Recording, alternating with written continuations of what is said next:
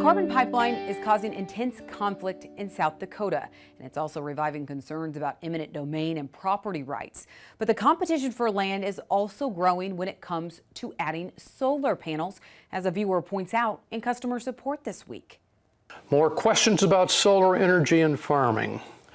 Our farm in southwest Georgia is under pressure to sell out to solar. Taking productive irrigated farmland to solar is wrong on so many levels, in my opinion. Add into the equation the loss of production and the loss of carbon sequestration when solar is placed on farmland. Is solar on irrigated farmland greener than the crop? That's from Robert Trulock, from whom I need an address.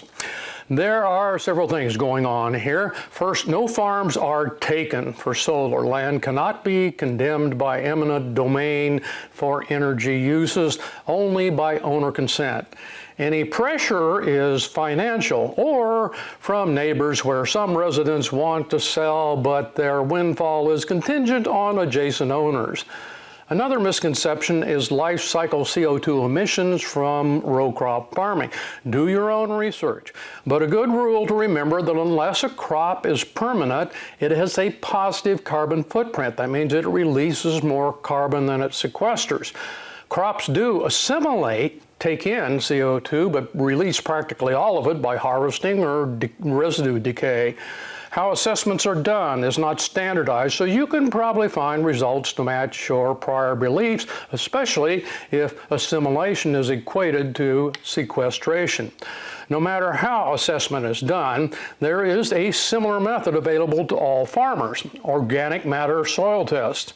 OM is about 60% carbon, so the test is a good proxy. If carbon is being sequestered, OM should increase. Ours have barely budged over decades. So if crops do sequester carbon in the soil, where the heck is it? Another obvious fact is assimilation only occurs when the plant is alive, which for corn's what, 3 months out of the year? Virtually all farmland is a net GHG emitter. Solar emits none. Simply put, crops are not annual rainforests. Finally, at the risk of repetition, it would take about 10,000 square miles or 6 million acres to generate all the electricity needed in the U.S. If every panel took out land from production, it would be about 2% of our current 340 million cropland acres. Currently, about 1/3 of solar installations are put on farmland.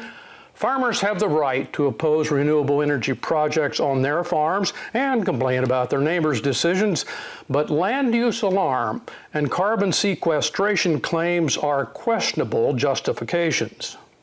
Thanks, John. Well, when we come back, an exclusive one-on-one interview for the head of the crops branch for USDA NASS with a historic drop in crop condition ratings this week. What does it all mean? That's exactly what we seek to find out next and From the Farm.